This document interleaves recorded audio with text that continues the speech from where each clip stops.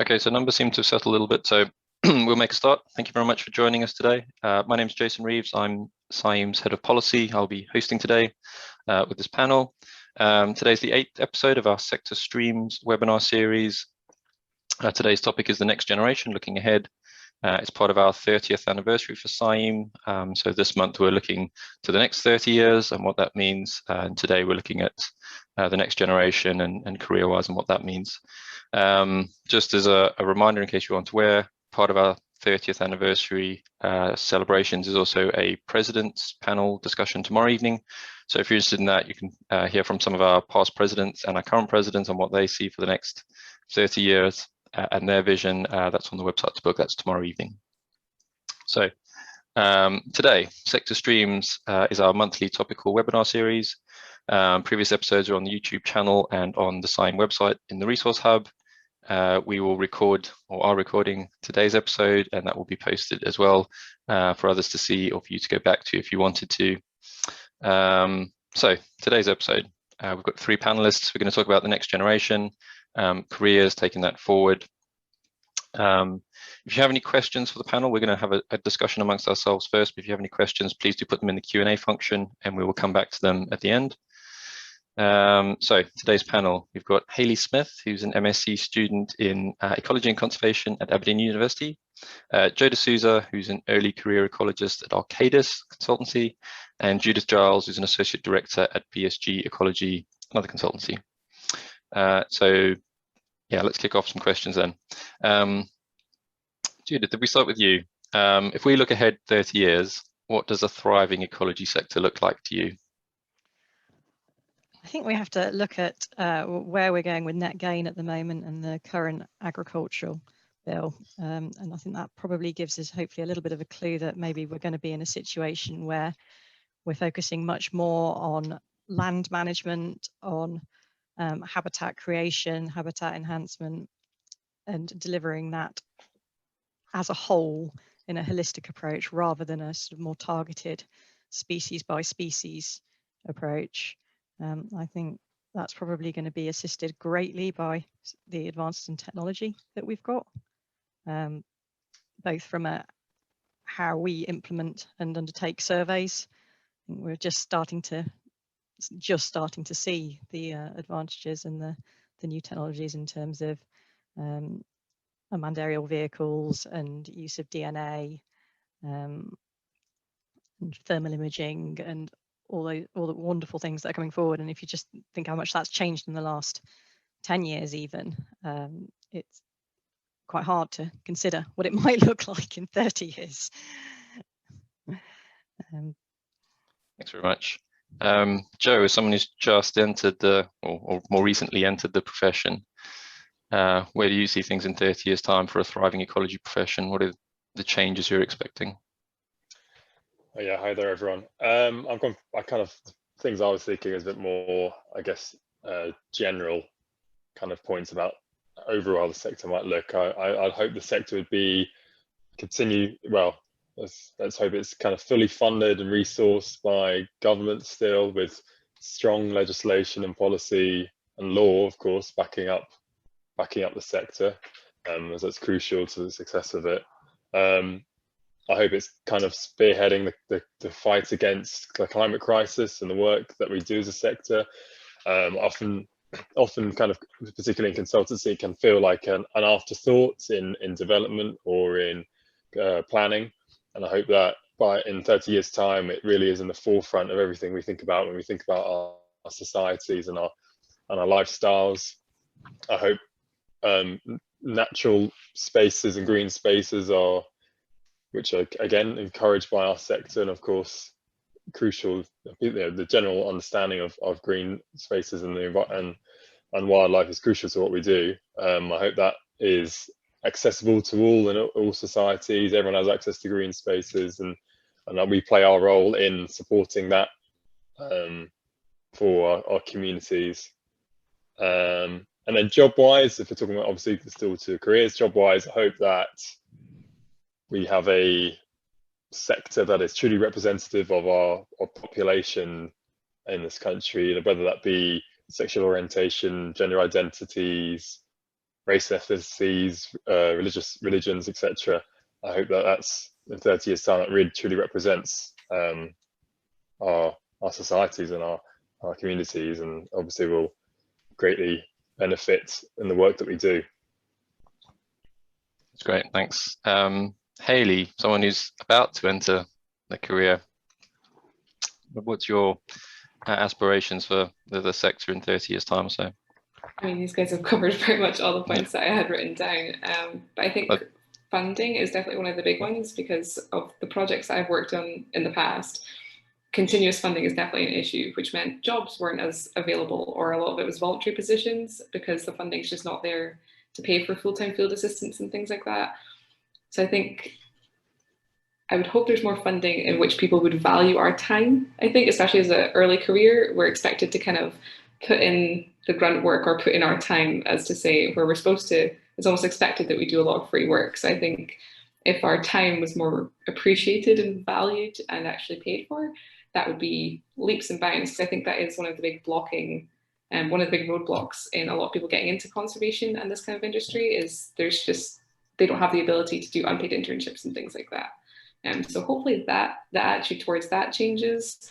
But yeah, I think people in the last year especially have gained a lot of respect for nature and the green spaces they have available to them. So I think people's, like the general public opinion has changed in the fact that they value their outdoor environment a lot more now than they previously might have. So I think that's maybe one thing. So if that can happen in a year, 18 months, what's to say they won't value it more in the next 30 years? Yep. To put you on the spot slightly, Hayley, do you think there will be changes in Scotland different to the rest of the UK? That's a very open question, but do you have a view? Potentially. So obviously now there's the discussion of whether we have a new national park put in and where it will go and kind of what are the parameters around a national park, because obviously there's some debate about what that actually means to a lot of people. I think Scotland is doing certain things, but it's not to say that other places aren't doing those too. I think a lot of people say that Scotland is kind of setting the bar, but we still have a long way to go in some works as well. I don't think we should be seen as the pinnacle of everything, because we've still got a long way to go in our own attitudes towards things. Yeah, I think there's the potential for a lot more divergence across the UK nations, and then Scottish independence is another one up in the air. Potentially changes things a lot. I'm not going to get political. We'll leave that one today. I'm not going to ask you that. I'm just saying it's there. Let's move on then. Joe, could you talk a bit about your experience coming into the sector, whether there are any challenges or barriers? You mentioned inclusivity earlier, something we can come on to as well. Sure. So was that barriers? Sorry. Yeah, barriers or challenges or. Barriers and challenges. Sure. Yeah, quick summary then for myself. So I'm graduated about 3 years ago with a biology bachelor's degree from Cardiff University. Since then, I've worked largely in consultancies. I first worked at a small consultancy in Cardiff with a team of only about 4 full-time staff, and then did a research assistant position back at Cardiff University on a research project. And then since then, the last 2.5 years or so, have been at Arcadis, which is a much larger consultancy, global consultancy with tens of thousands of employees. In terms of barriers or challenges, I must recognize that I personally have not feel like I've had any major barriers so far in my career. However, obviously by no means doesn't mean they don't exist. Typical general ones that you do come across are typically things, for example, like one of the first things was driving license, around access to a car for certain companies as well. So not every company or kind of work you need, it may need you to travel, but it's quite common that you have to travel to lots of sites around the country. So having a driving license is pretty crucial to that. I do know colleagues that do manage without, but then they are typically doing a lot more desk-based work and not doing as much site work. And obviously site work is one of the big pluses of the career, getting out and about and seeing some great stuff. Access to a car as well. So at my company, we typically use hire cars a lot of the time, but again, that was something that was only at larger companies. You can probably expect typically with smaller companies, you might be expected to use your own car. Other barriers would say the working hours as well. So it can be pretty strange in ecology. Sometimes the weather changes and you have to drop things because you realise you've got to do a bat survey that evening, for example, when really you're going to do it on 2 nights away, something like that. So in terms of the hours, you can work what we say unsociable hours, so evenings is pretty typical. Some companies also, or some projects you may work on, you may actually work away for Monday to Friday. That happens quite often if on such big projects, where the travel is just too far to do in a day. So having a lifestyle where you can kind of be flexible in terms of the hours you're working, and also not just your hours, but equally being away from home for a few days can be quite challenging on everyone. And I think that's why the sector relies on younger people, which typically don't have children or other dependents to look after. But it's still something that does unfortunately limit what you can do, because you've got to go to where the work is a lot of the time. The other major barrier is kind of short-term seasonal contracts. Again, not for everyone. Hayley mentioned that previously, just the nature of the positions of things. Typically in consultancy, there are positions which are only for, they call them seasonal ecologists. So that's, I'd say roughly, I don't know, maybe March to September-ish sort of time. When again, I get a lot of bat-focused work in that time, and again, it is those seasonal contracts as well, and it can be very difficult to kind of know how long you're going to be kept on for, because things can, work might be busy, so you might be on a rolling monthly contract after that your kind of course season is over. But yeah, it's very difficult for people to kind of plan your life around it, really. Oh, you're on mute. Oh, sorry, I'm on mute. Thanks very much, Joe. Judith, more from an employer's perspective, are there things that you've seen as challenges and barriers to people coming into the profession?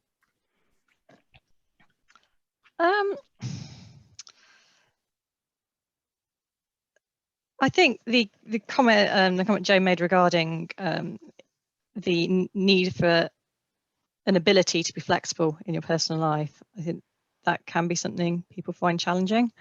From an employer's perspective, it's always something that that we try and accommodate, and I think that's where you've got a real variety across the industry at the moment. I think going back to some of Hayley's comments on the initial question, I think something I would hope we have as an industry in 30 years' time is a bit more self-respect and a bit more respect of other disciplines. And I think possibly because of the background that we've come out of as a people, a voluntary industry, and people who did it for the love of it, it almost has played into the hand of being an industry that undervalues itself slightly in its professionalism and its professionals. But in terms of barriers, I think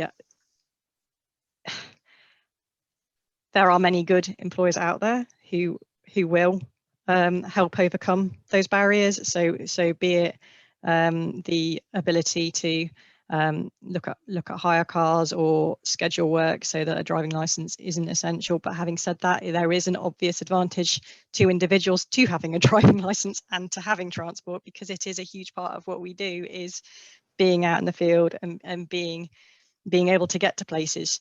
So I think whilst you can get around it, and we certainly for short periods or intermediate periods, you can do that. In the long term, or when you've got the time, if you're studying and you can put the effort into getting your driving license, I think it's time well spent in terms of opening up options.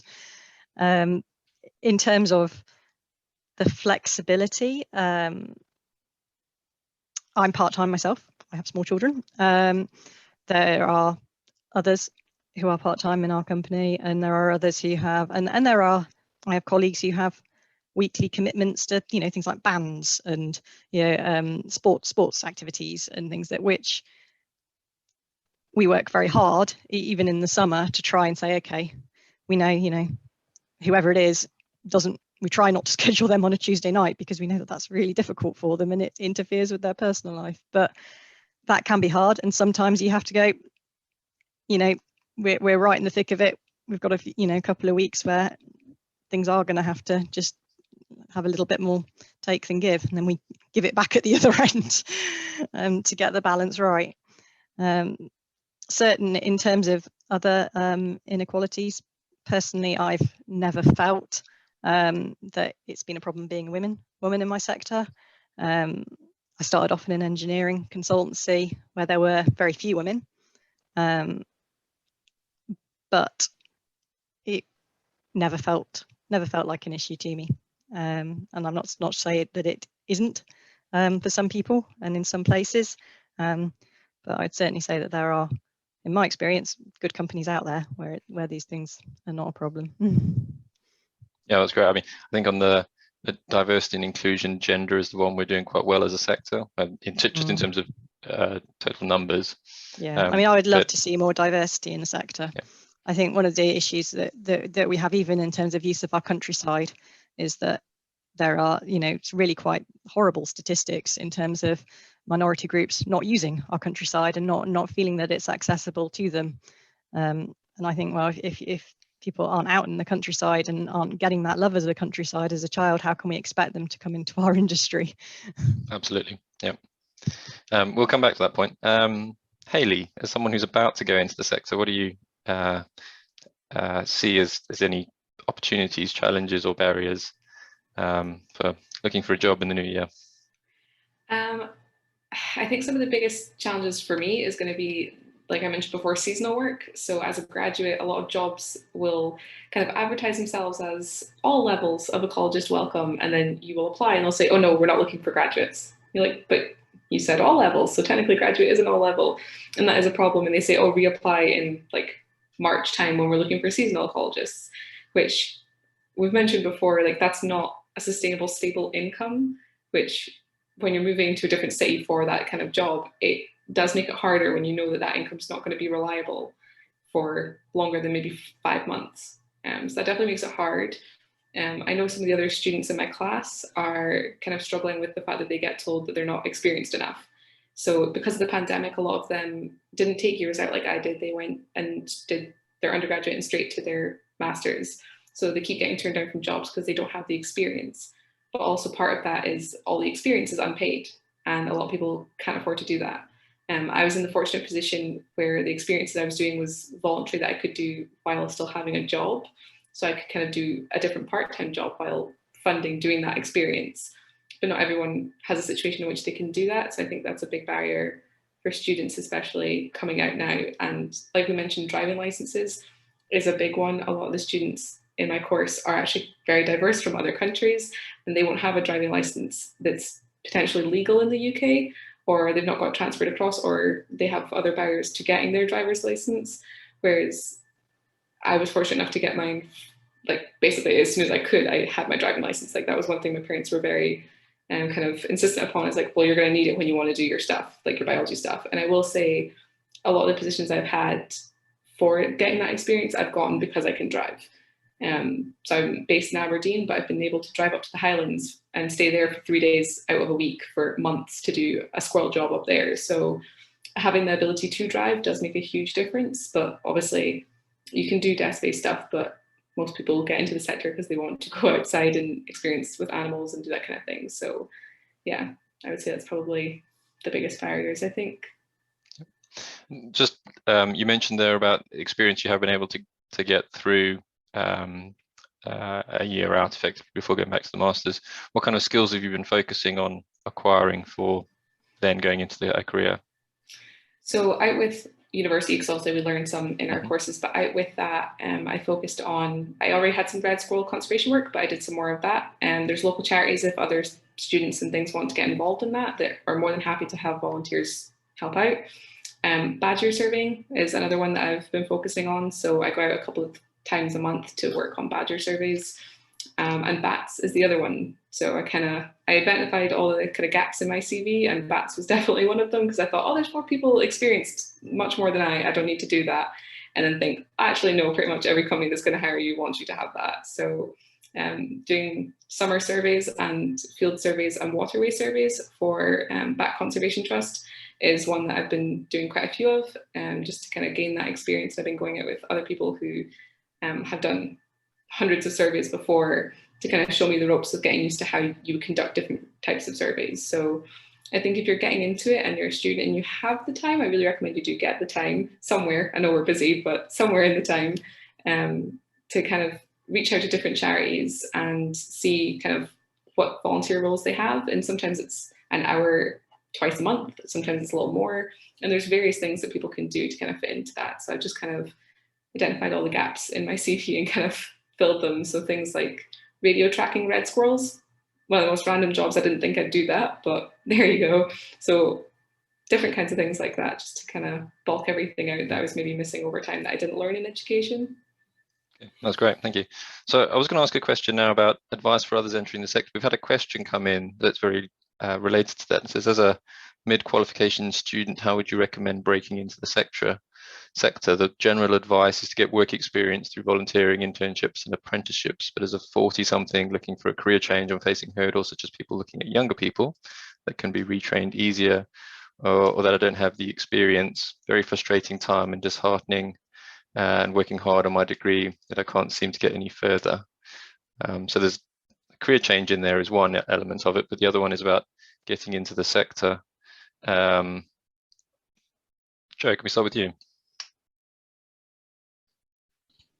That's a great question there. I'm just taking a moment there to have a think about what to say, really. I'm just rereading the question. Judith, did you want to jump in maybe? Yeah, certainly. I mean, in terms of the career change aspect of it, some of the best ecologists that I've worked with have been career change ecologists. We've had some fantastic people at BSG who've done other things before, you know, be it teaching or MOD, range of backgrounds. And actually, I think what those people have brought to us has well, firstly, they've obviously got a real genuine passion for what we do, because they've been brave enough to make that really bold leap from having a career already and going, actually, this isn't quite what I set out to do in life. You know, I want to be doing something else, and that's really brave, and it shows a great deal of commitment, which is something that we really look for in somebody. So I think in terms of how you then go about getting that experience, specifically as a more experienced person in other ways. Well, so I mean, Hayley mentioned it with volunteering with NGOs, and this one also talks about volunteering. I mean, are there opportunities with consultancies? I mean, with your consultancy or with Joe's potentially, where you would let someone shadow, perhaps something like that?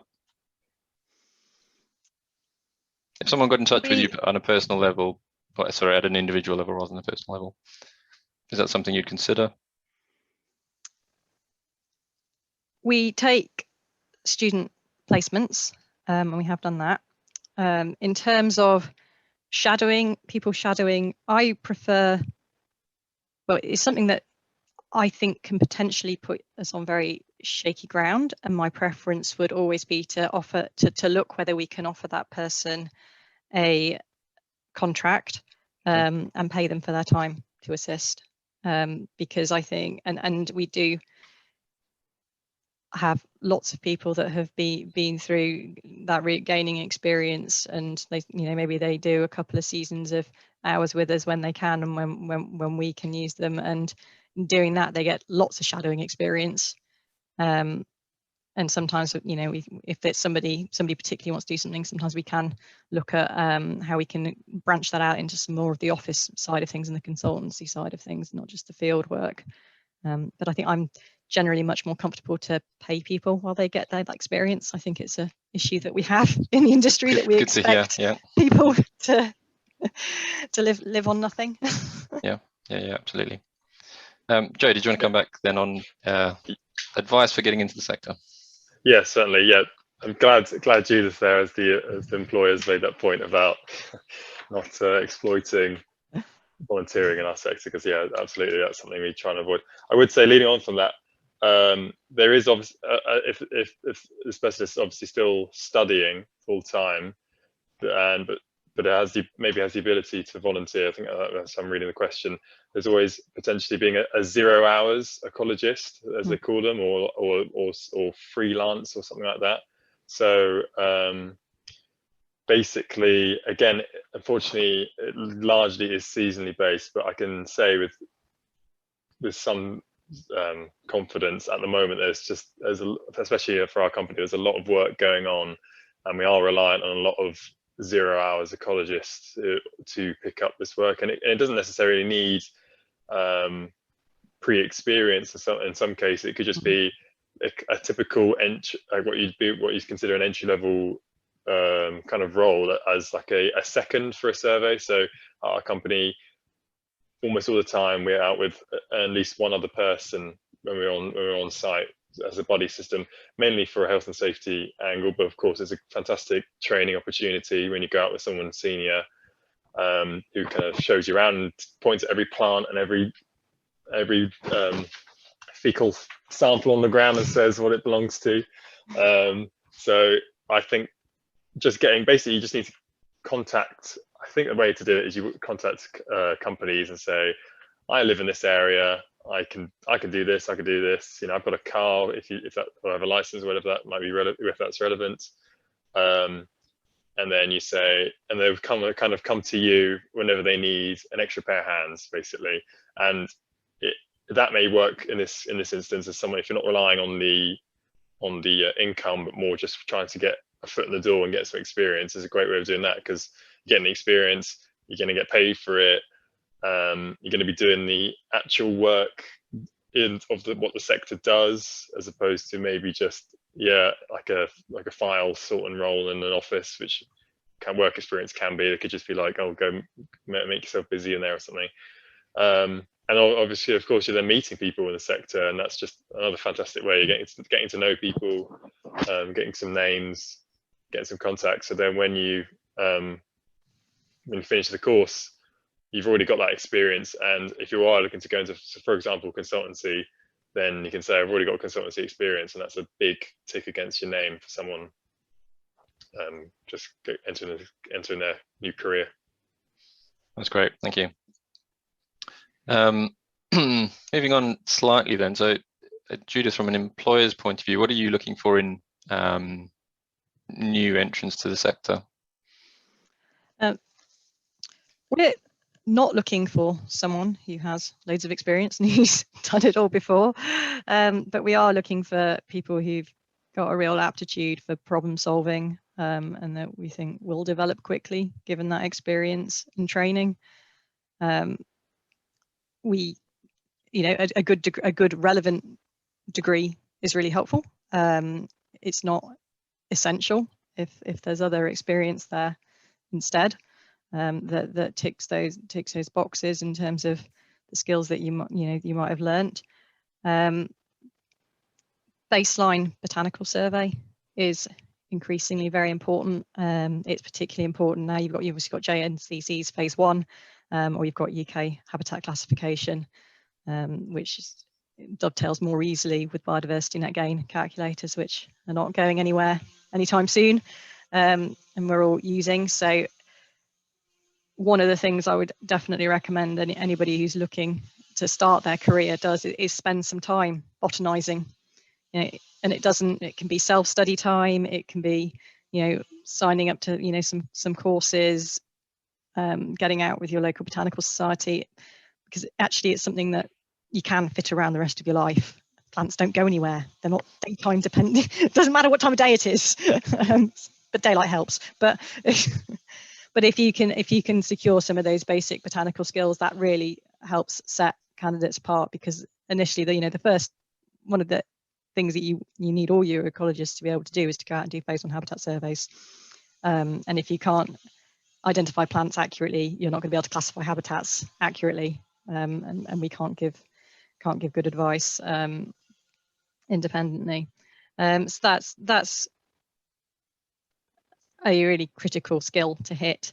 Protected species experience. We've got a relatively limited number of protected species that we deal with regularly in consultancy.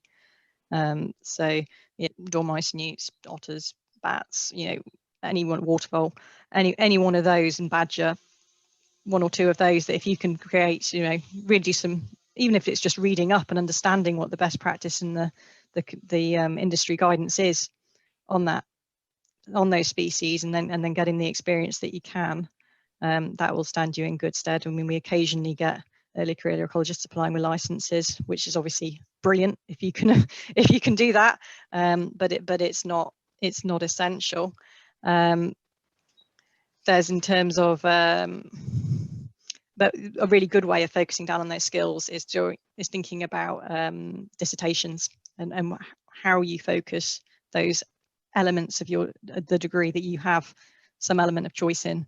So whilst the tropical field trips can be really fantastic, sort of when I'm looking through CVs, my heart sings when somebody says, I've done camera trapping of hazel dormouse, and you're like, brilliant, lots about hazel dormouse and camera trapping. That's fantastic. Or whatever it is, but something that's underpins or is of relevance to the nuts and bolts of what we do. Similarly, ornithological experience is great, but actually for an early career ecologist, it may not be that useful in terms of being one of those skills that you can knock on the head at that point, and that birds tend to be they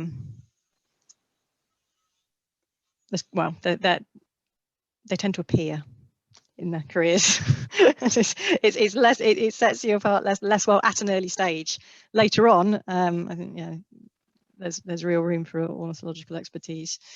GIS, definitely. I think it's a fairly fundamental part of most degrees now, but certainly, when I started as an ecologist,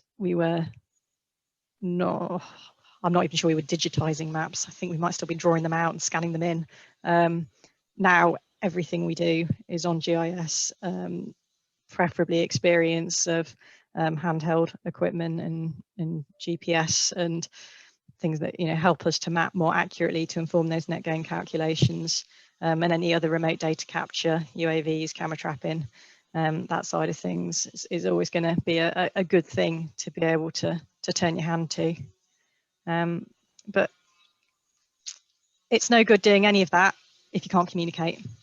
And I think fundamentally the most important thing in an early stage ecologist, or at any stage in an ecologist, to be frank, is you have to be able to communicate in writing and verbally.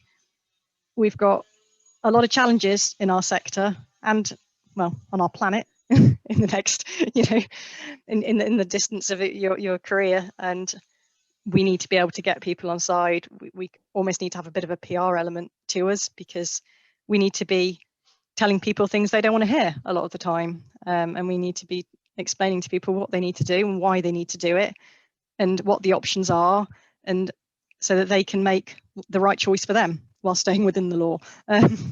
So communication, I think, is critical. That's great, thanks.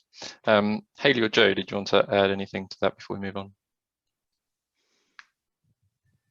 I was just going to say that, yeah, you're right, JS and things like that are covered in a lot of degrees now. So if you are doing a biology degree, then most of those things are covered, but the practical experience is harder. So like the protected species and the mammals, that is the thing that isn't really covered, because obviously they don't have time to do everything. So that is the kind of stuff you would do through voluntary work, whereas most degrees cover kind of plant biology to some aspect. I think my biggest tip there would be, if there's an area of biology where you think, oh, I don't really need to focus on that, or I don't really like that, I don't want to do it, do it. Because I'm now at the point where I'm doing my master's and I'm in a plant biology class, and I think, yeah, this is what I get for avoiding plant biology in my undergraduate, is I now need to work a lot harder to kind of scrub up my baseline compared to what everybody else's might be.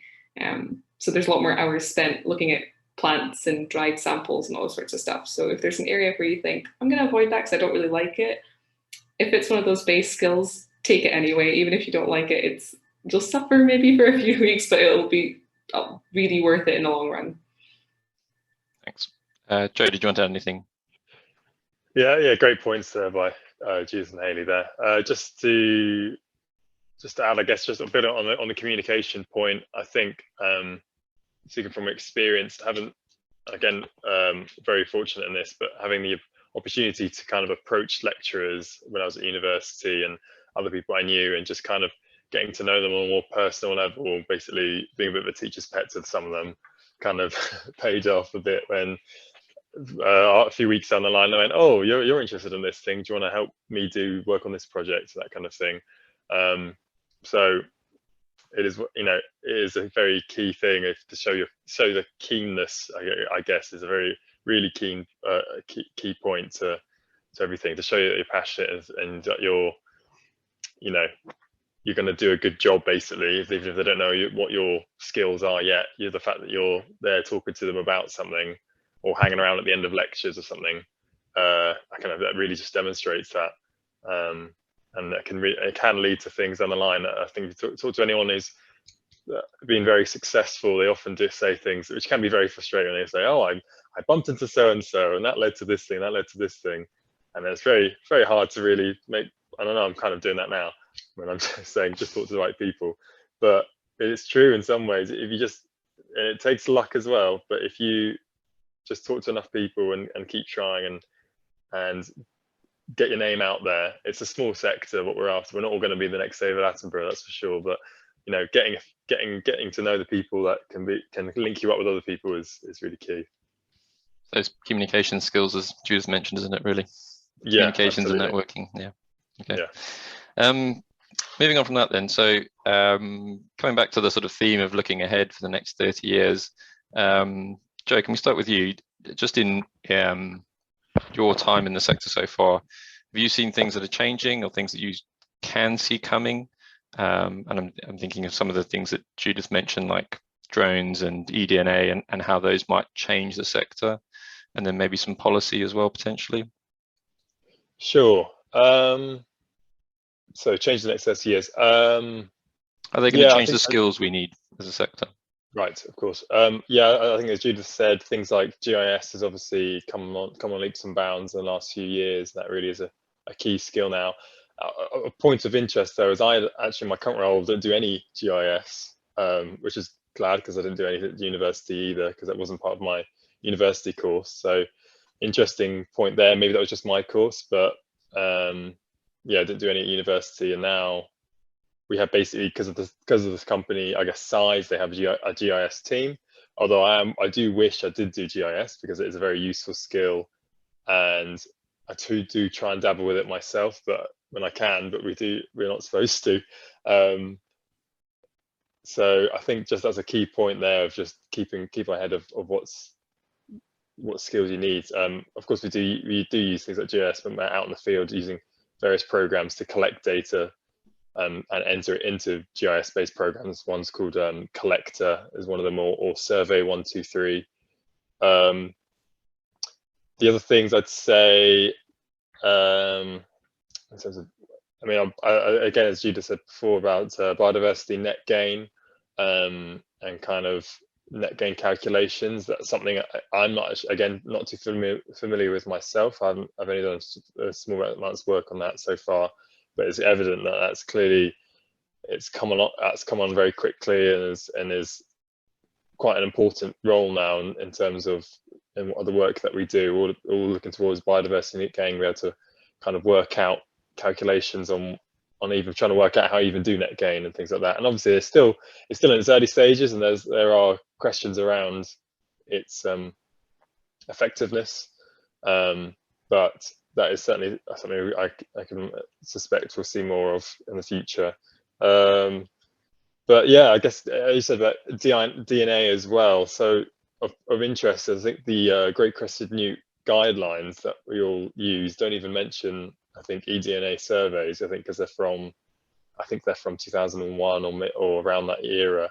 I'm pretty sure they don't mention it. So and now it's a staple part of it's a key method for surveying for Great Crested Newts. So really, again, just demonstrating how quickly things can change. And I imagine we'll see DNA used for lots more things. They already use it for things like bats, I think, for analysing fecal samples of bats. So yeah, I think I can't remember other more modern uses I've heard of. The other thing is, another random point I've remembered is dogs. The use of sniffer dogs. This is something I'm seeing more and more of. A bit worried that my job might be replaced by a dog in the future, but hopefully Dogs and robots. That's what you're worried about. Dogs and robots, yeah. So dogs are now being trained to smell Japanese knotweed, being trained to smell newts, have been trained to smell bats, finding bat carcasses on the wind farms. Really quite amazing stuff that there's now dogs are being used for. So yeah, an interesting new part. You know, we're all thinking about technology, but going back to a bit more primitive with the use of dogs to help us and our kind of hunter-gatherer era of life, but now applied to ecology. So that's all. Yeah, that's probably where I see a bit. It's going to be an interesting mix of things, I think. That's great, thanks. Judith, did you want to come in there on? I mean, you mentioned some of these things already, but other things that you're looking at, maybe from an organizational point of view, that trying to get ahead of the curve a little bit, at least to think about, if not change things now?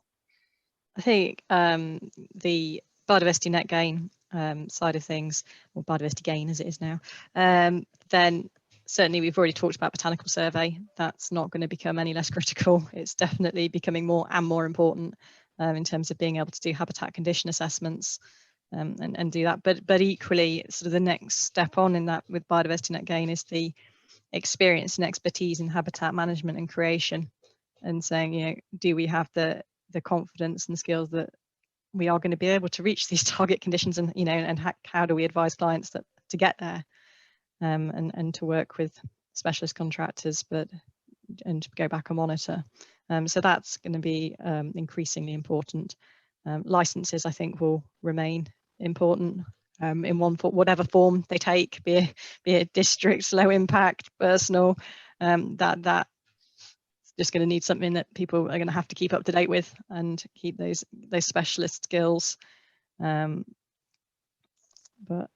I think that's probably, you've already mentioned the dogs. We've got dog in training in-house. And we've done some wonderful work with detection dogs in terms of monitoring wind farms and things. So yeah, I think there's definite scope to expand that side of the sector, which I also think would be really good for the staff welfare side of the sector.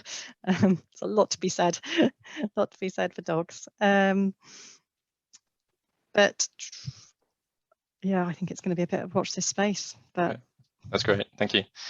Hayley, just coming to you then, from someone, perhaps as someone who's not working at the moment, looking from the outside, are there things you see changing, or things that perhaps lecturers or others have said to you that to look out for in the future? Technology is obviously definitely one that we've covered quite a bit. Thermal imaging particularly is becoming more and more popular, which baffles me, because obviously we're still used to using the bat detectors. So when people are setting up all these big camera rigs, you think, all right, okay. But there's times where we'll be sitting and showing our lecturers like a new kind of tool or something that we found in GIS, and they're like, oh, didn't even know it could do that. And you're like, oh, it's just like more of a recent one. So it's things like that they're forever developing new things. So I think sometimes we maybe have the advantage where we're kind of progressing and learning at the same time that these technologies are being developed. So it's not like we have to try and retrain ourselves to get used to these technologies. We're kind of coming up with them. Whereas a few of our lecturers kind of do look at us and think, how are you guys even doing some of these things? Like, what is this? This makes no sense. But then there's old school methods that maybe we wouldn't use anymore, that things like hand drawing maps, they have their time and place still, because GPSs can go wrong, things can be classified wrong, or that sort of thing. So I think kind of the old school methods do have their time and place, and maybe we're a bit more out of touch with those because we don't learn them. So I think paying attention to maybe as demeaning as this is going to sound to some people, pay attention to your elders. they learned from the grassroots, so they know what they're talking about. And we only have these technologies because they've found gaps that, you know, they've realized that they would like a tool to fill something that they need, and they've developed it for us to then use. So I do think technology is probably the biggest ones, but I think a change in kind of people's opinion on ecology, like there's quite often when I started kind of coming into this, and people were like, well, why is that even necessary? Well, what's the point in that sector? Why is there even a sector around that? And I kind of want to explain the whole point of the job. They're like, oh, I can see why that's important. But at the same time, there's some people who obviously still don't believe in global warming and climate change. So there's both sides. There's people who respect our industry a lot more, and there's people who disregard it entirely. So I think hopefully over the next 5, 10, 15 years, maybe that'll change. Maybe it'll be a case of kind of seeing the importance of the environment in general. They'll stop kind of dismissing it, maybe, but we'll see. Yeah, I think I was going to come on to that. So just before I come on to that as our last question, just a reminder to everyone who's watching, if you want to put any questions in the Q&A function, please do put them there. We'll be wrapping up in sort of 10 minutes or so. So my last question then was around that, what Hayley just mentioned around perhaps making the sector more appealing, and how we do that, and how we help with the diversity and inclusion, but also that respect and how the sector is valued. How do we move through that in terms of the next 5, 10, 30 years? Just want to jump in on that first. I guess from an industry perspective, I think us and many of the other more responsible consultancies are spending time talking to schools and interest groups and working with universities to increase awareness of ecology as a career path. It certainly wasn't a career path I was aware of when I was at school, barely at university.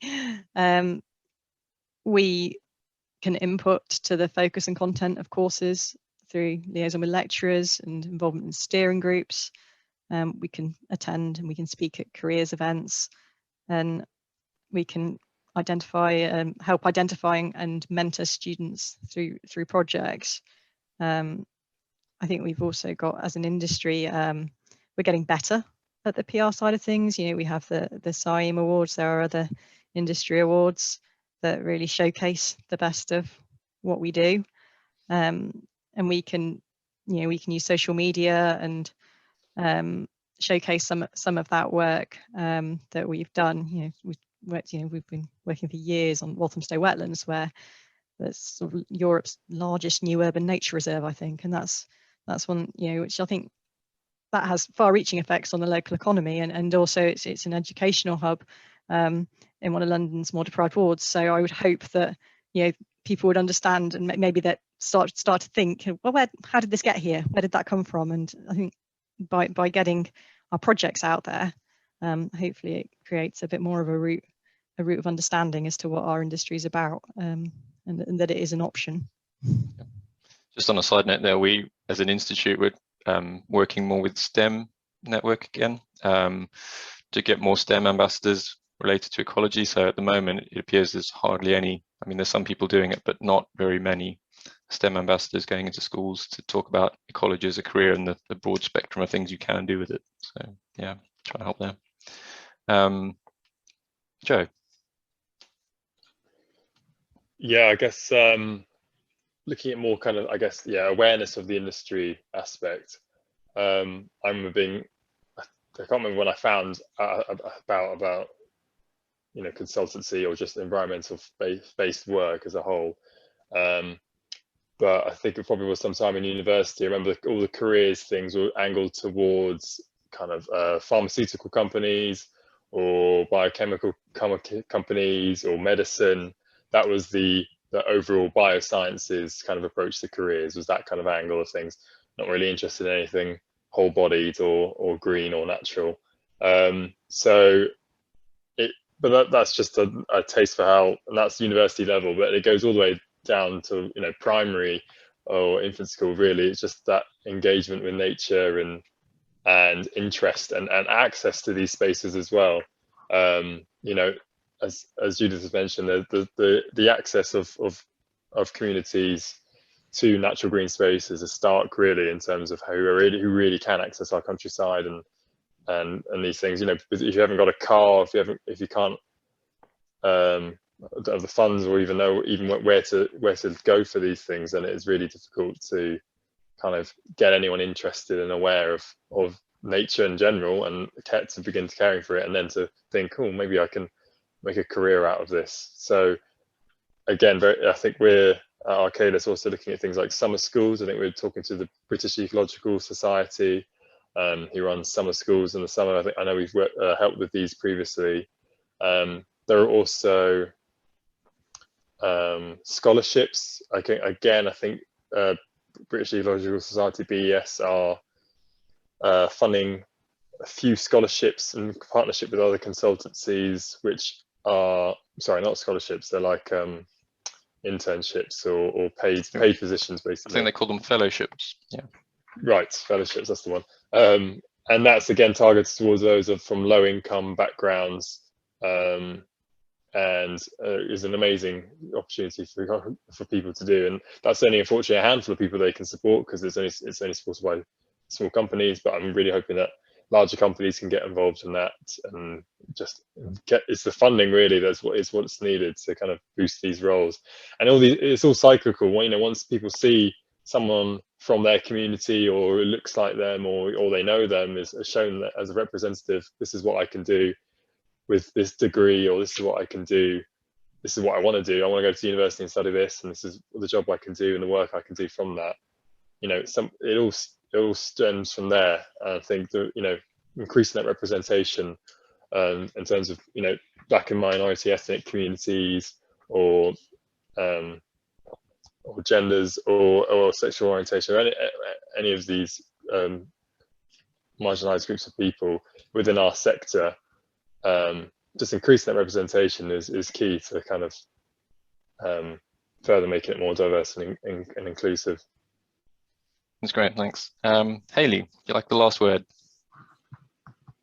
Yeah, so I think we've covered quite a lot of it, particularly starting education young, or getting the interest young. So for me, my interest in biology started when my granddad used to take me on walks with the dogs and say, oh, this is what this tree is, this is this plant, why do you think this does this? And that got me really interested in it. And I wouldn't, I think, have gone into biology if he hadn't taught me about those things when I was younger. And I have a niece now, and anytime I'm off doing something with squirrels or badgers, she's always really interested, and she always says like, oh, what were you doing today? So I always take pictures to show her the kind of things that I'm doing. And she's only 5, and she already is really interested in things like this. And every so often she'll say to my sister like, oh, Mum, let's go to this place because I want to go on a walk that Auntie Hayley told me about. So even being so young, and she's kind of doing these things and then showing her little brother as well, it kind of just shows you how quickly they can be interested in something. And as a kid, their brains soak up everything. So I think if you were to show them kind of the different ways you can go with our industry at such a young age, it's quite cool. But I have personally known that a couple of the rangers, at least from Aberdeen and some other places in Scotland, do go into schools and have like education days where they take them into their national parks or their countryside and show them different things that's in their local area.